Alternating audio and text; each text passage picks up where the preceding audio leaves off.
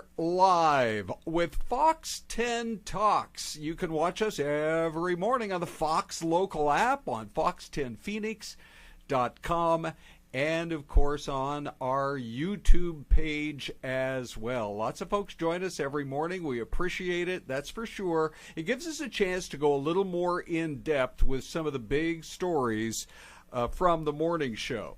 So after really a shocking weekend with the attempted assassination of former President Donald Trump, followed this morning by perhaps the best legal news that he has received so far this entire year.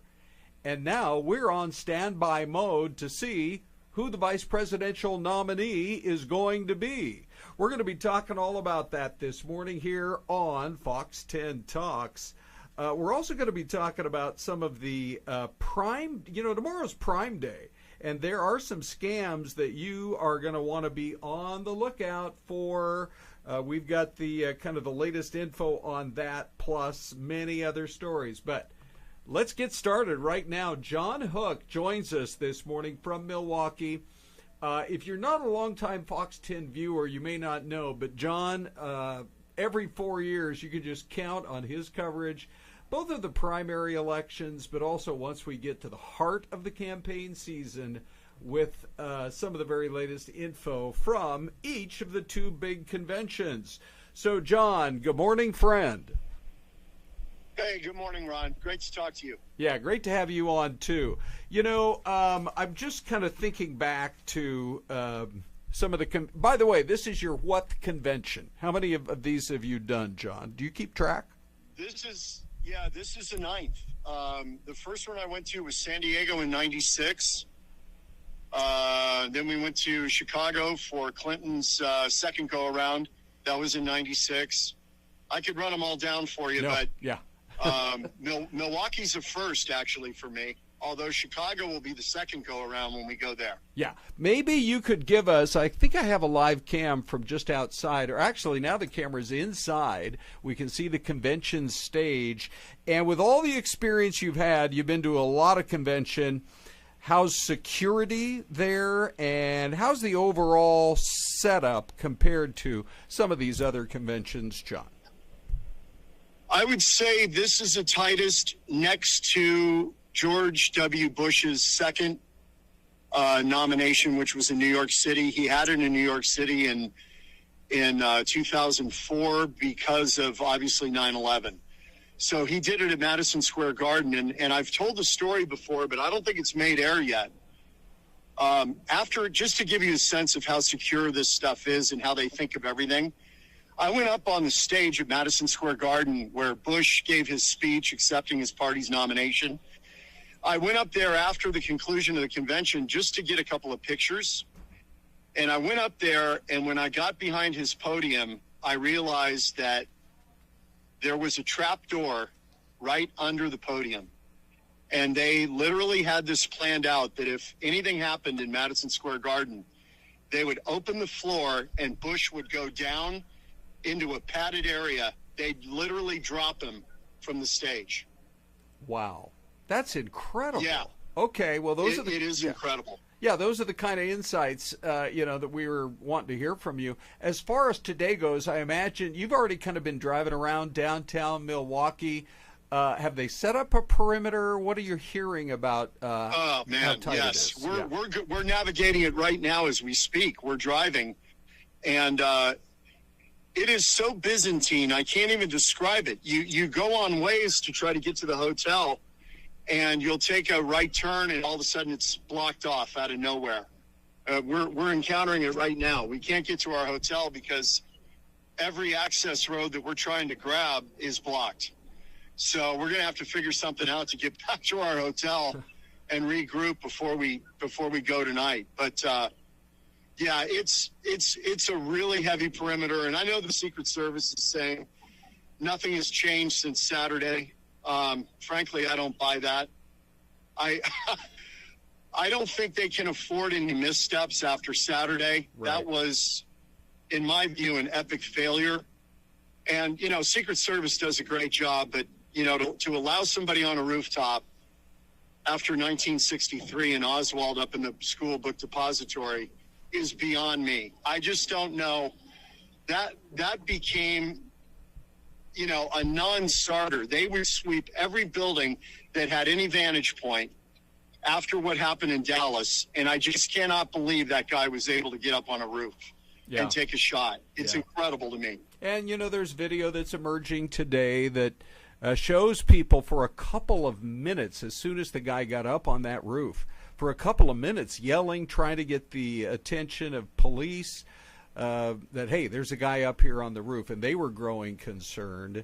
And, you know, it all seemed to unfold just in such a surreal manner. I'm sure, you know, there'll be months worth of investigation, so hopefully we'll come up with the answers. It seems like there's got to be more to it than just, oh yeah, that building's only 130 yards away, you guys handle it, you the local guys.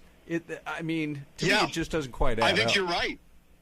I think you're absolutely right. I think it was a miscommunication. Probably the Secret Service thought the locals had it covered. The locals thought Secret Service would handle it that close. I just think there was a miscommunication. And, you know, you can never underestimate incompetence, Ron. Even among people that you think have everything together, a lot of times they don't. And you know, you've been around in this a long time, so have I. And you realize that the people that you think are in power and know what they're doing often don't. And it's astonishing. It's astonishing. That is a huge failure.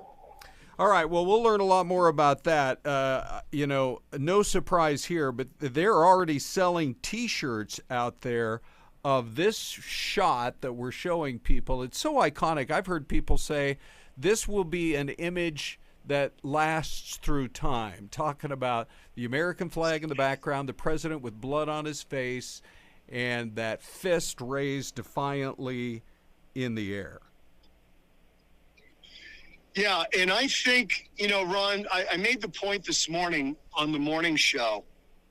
I think this really creates a problem for Democrat messaging in this campaign, because the overall theme is you cannot let Donald Trump come back to power. He's a threat to democracy. He's been portrayed as an existential threat. He's been portrayed as Hitler incarnate. And, you know, it's tough to do that messaging now, given what's happened. It really kind of puts the Democrats in a bit of a box on the messaging that I think we were expecting going into this and through the campaign. And maybe we'll find out after a couple of weeks that the gloves are off again.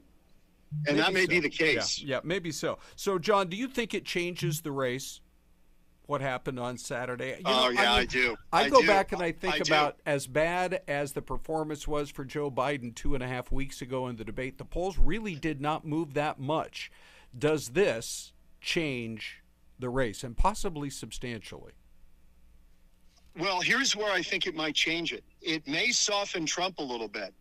I'm hearing a lot of stuff from people who've interviewed him in the last couple of days that close call was a moment that may have kind of changed his outlook on life. He realizes how close he came to being killed, and that there is a feeling that he may show a little softer side after all this, because after all, I mean, we're talking about a guy's life, and he was within an inch of losing it. Yeah. Well, and then it's followed up today, John, just briefly. This ruling from the judge in the documents case, to me, seems like literally the best piece of news, I guess maybe combined with that immunity ruling from the Supreme Court the other day. And it just seemed to kind of fall out of the sky this morning. Yeah, I mean, if you just kind of look at the week that Trump's had, aside from nearly being killed and coming out of that, I mean, you get the feeling that there's some kind of momentum going for him right now. This ruling, the documents case you pointed out earlier today, that was probably presented the most peril for Trump of all of these cases. And that one's off the table now. And I think as far as the quote unquote lawfare, he's probably in pretty good shape right now on that front. Yeah. Okay. Hey, John, we really appreciate your time. One of the higher-ranking executives in the newsroom last week said, you should try to get John on every day. He's going to have some great stuff for you, so we appreciate it, buddy. You got plenty of fans in the newsroom. I don't know about that, but I will try my level best to help you guys out and give you whatever perspective we've got. I think tonight will be interesting, Ron, by the way, because obviously we've got the VP pick tonight. I think Trump's going to do that in dramatic fashion, kind of like The Apprentice. He's going to make a big show out of it. Ooh. And I think we may see he and his running mate in the hall tonight. I think that's very possible. I'd like to see it go a more American Idol style. By the way, Desiree joins me as well. What do you think? He brings up, say, the top 6 and gradually goes 5. I think he'll go down the list, eliminate them one by one, give us the reason as to why before he makes this selection. Rubio is a great senator, but we all remember the deer in the headlights look. Out you go. I'm sorry, you're fired. Yeah, the grab for the water bottle. Yeah, yes, all of that. Go. All right, Johnny, great stuff. Thank you. We'll talk to you again soon. All right, Ron, Bye, John. thanks. All right. Take care. Des, I just wanted to mention, so good morning, everybody. Desiree jumps in. It's great having you here. Welcome back from vacay. Oh, yes, thank you. And let me just quote for you this, this win for Donald Trump in the court case today. Every time I talk to Shannon Bream, not every time, but probably every couple of times, I say, get Jonathan Turley, your attorney, his own show. He's so smart. He has such good perspective. This is exactly what he said on Fox News Channel moments after it came down. He said, there's a weird anomaly in the Constitution. We have a process where U.S. attorneys are nominated, then they're confirmed by the Senate, and yet the Attorney General of the United States could go out onto any street in D.C. and make them a special counsel and give them greater authority than a U.S. attorney. So, it's a seismic decision. He called it. He said it is a seismic decision. The question is now Jack Smith and his future. Will they simply replace him? Bring on somebody who, has gone through the Senate approval process, try to start the whole thing over? Who knows where the legal twists and turns are going to go next? What a timely announcement, though. Gosh, for this to come down today. Right. Yeah, I wonder, no kidding. If that was the plan. So we will be talking a little bit about that. I did want to mention one other thing, and it is actually, just the political, where does the race stand on this day, the start of the RNC convention in 2 days after the horrific events from Butler, Pennsylvania. So I was checking out it takes several days for the polls to really register things. But I was checking out the odds, because there are sites where you can bet on who's the most likely person to be the president, especially over in the UK, but even here in the US. Mm-hmm. And so the betting odds for Donald Trump this morning stand at 64% to be the next president. Joe Biden at 13%. Wow, that doesn't look good. And the only other name that's up on that list, because we may or may not still be looking at the Kamala Harris aspect of all of this. She's at about 10%, 9 or 10%. Nobody else is even close in very low digits. So, and then there's usually a bounce that comes after the convention. So we'll have to see, but it's going to be fascinating to see how these next 4 days play And the out. talk of a new Democratic nominee has really died down, but I'm curious, what do you think there? I mean, Biden obviously has remained pretty firm in his stance of not stepping away, but...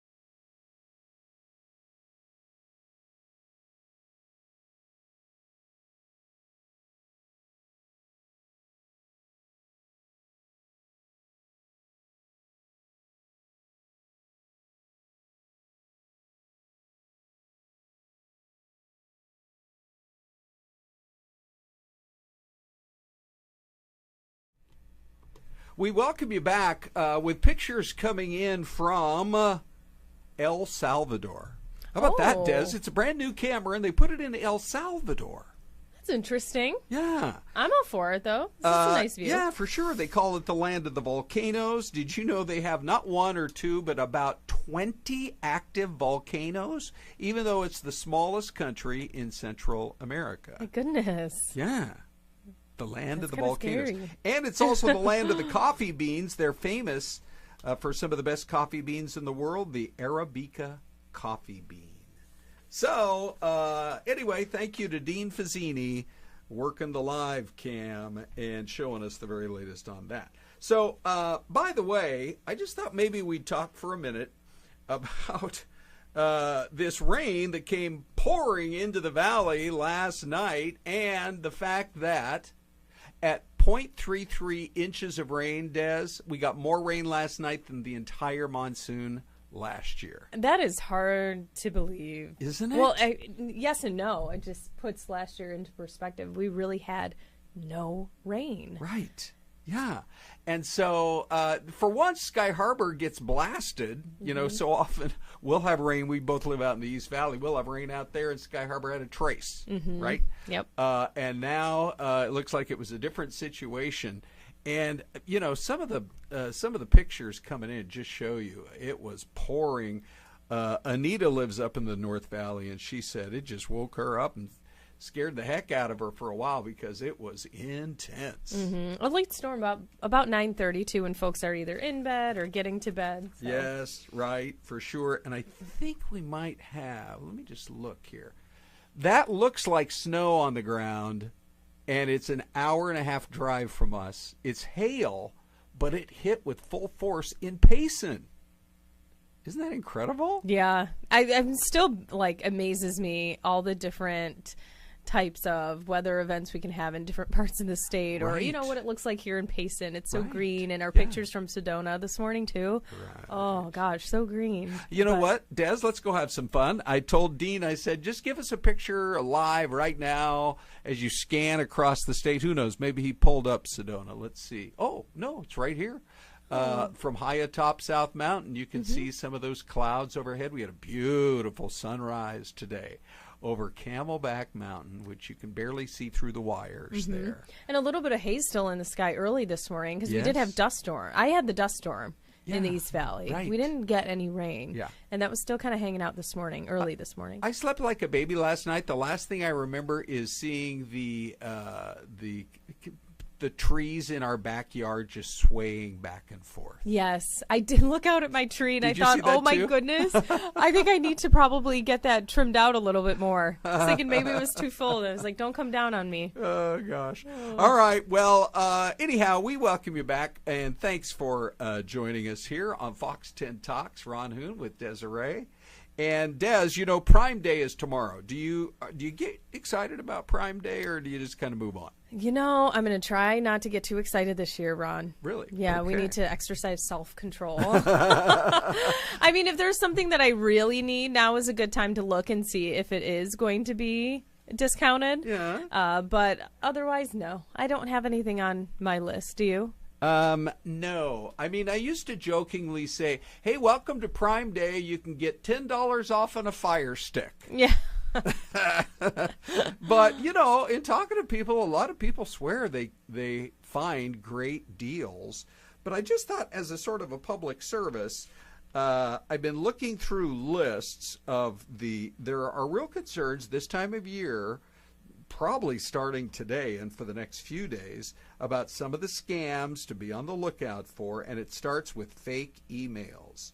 They try to get you to click on it and then enter your personal information, and they can look real. But if you are not on the actual Amazon.com website, you're going to be in trouble. Or on the app. I was going to say the app on your phone should be safe, right? Right. But it's very interesting because they do say that afterwards, after you make your order, go back into the app and click on that little icon that says your orders, and then you'll know instantaneously, did I fall for something? Oh, that's a good way to double check. Does Amazon already have me in their system. So I think that's really good advice. But also, they say afterwards, these porch pirates are not going away. If anything, it seems to me they're actually getting worse. But they are saying that the thieves know this is the time of year starting. Like if you order something tomorrow, you're probably getting it later that day or the next day. Yeah, this week, maybe next. Yeah, we're sort of spoiled here in the Valley, especially out in the East Valley, because they've got these distribution centers. So many hubs centers right there. Yeah. Anymore, I get on Amazon and I'm like, I got to wait 4 hours? Oh, that is spoiled. Yeah, no kidding. But they say, for example, you've got to be on the lookout. If you can track your package, probably more important this week than any other week except Christmas, through the entire year, because either that or maybe get all your packages sent on your Amazon Prime delivery day is another one of those options. But so that's one thing. You're like, oh, my Prime delivery day is Thursday. I know to be on the lookout the whole day. But those are just a couple of options. And, they also say that if you click, when you go into your preferences, if you just click on the Amazon day and set your preferred day of the week, then you can get them all delivered on that one day. Oh, that's probably smart. So then that way you don't have to continuously monitor. Have you ever had a porch pirate? I have not. Yeah. Knock on wood. Right. So yeah, me have either. You? No, okay. But my daughter, I don't know if I've told you this story, but she had her wedding dress stolen off the porch. I remember. I think you mentioning of that. her apartment building in Salt Lake City years ago. Oh my goodness. Yeah. And it was just such a shock. And she actually told the wedding dress company, and they replaced it. So good on them. Oh, that was wonderful of them. Yeah, they could have said, well, that's not our problem. Yeah, no kidding. But it definitely is something to at least be aware of. So let's talk about, we had some really interesting stories on the morning show. So let's talk just a little bit about dating advice. And, okay. So this guy says, is it rude to send texts in the middle of the night? I just assume people have their phones on Do Not Disturb. But we ran a story today, and it got a lot of talk on social over the last. If you have a new romantic interest, yep, and you wonder, is it okay to text them in the middle of the night? One lady posted that question, and it's been viewed and commented on more than 1 million times. What's your take, Des? Oh, it's hard. I'm married, so right, you got to put yourself back in the dating era, right? I mean, it wouldn't be a deal breaker if someone texted me in the middle of the night, but I'd also be suspicious as to why are you awake in the middle of the night? I don't know. Like, what are you up doing? Gosh, it's a little odd. What do you realizing, think? I gotta have you move your microphone a little bit because which way? Because I know it's like right in front of me. Toward your right, it just a little bit. Stay. Oh, look at this. I'm like the Desiree Fluellen fan club wants to see Des. Just hold it like yeah, to me it seems like it really depends on how long. I know. How long have you been dating? Yeah, if you've been dating for 6 months, it's fine. But if you have only been on one date with the person, don't be sending them a text at 2:30 in the morning. Yeah, no, nothing's that important. Yeah. And then the other story that I thought was really interesting is when it comes to dating, sure, you can go on the apps, but apparently what worked once may be old school, but it seems like it's working again. And we're talking about going to the grocery store. How did you and Renee meet? It wasn't at the grocery store. It was actually at the radio station in my college days. She walked in. She was one of 12 beautiful young ladies. I think she was 18 and I was 19. And so for the local beauty pageant. Oh. And it was love at first sight. Oh, my goodness. Yeah, no kidding. That is so cute. How about you and David? So we went to the same high school together. Oh, yes. Mm-hmm. High school sweetheart. No. Oh, no. Ronnie picked the wrong one in high school. Uh-oh. So, yeah. Oh, no, we had to get past that phase. No, we went to the same high school, so we knew each other. And then fast forward, we just reconnected in our college years. And The rest was history from there. That is so great. Okay, we got. Let me see if we can squeeze this next story in just real quick, because the headline to me, this is out of Columbus, where police there said that they found multiple gerbils in the pants of the thief who had just hitten up a pet shop. What? I was wondering. I was like, what are we looking at? Are these leopard pants? What is this? I think we're looking at pants that are stuffed with gerbils. Oh, my. How uncomfortable. What? Yeah, you would think, right? I mean, they're crawling up and down. You don't want them biting. But what's the going rate for a gerbil right now? Right? What? And they caught him, too. Wow. Yeah, he probably can move. Yeah, they tracked him down. Their suspect, by the way, his name is Matthew Pancake. And they say that Pancake, it's a real name, faces charges of vandalism as well as breaking and entering. Pancake, like spelled the traditional way, yes, too. Exactly. Oh, my goodness. All right. Hey, let's go to the Mystery Cam, Des, and show everybody what Dean has come up with this morning for the Mystery Cam. And ready or not? I'm going to guess he is going to stump me again. Yeah, I got to go back. Oh, there we go.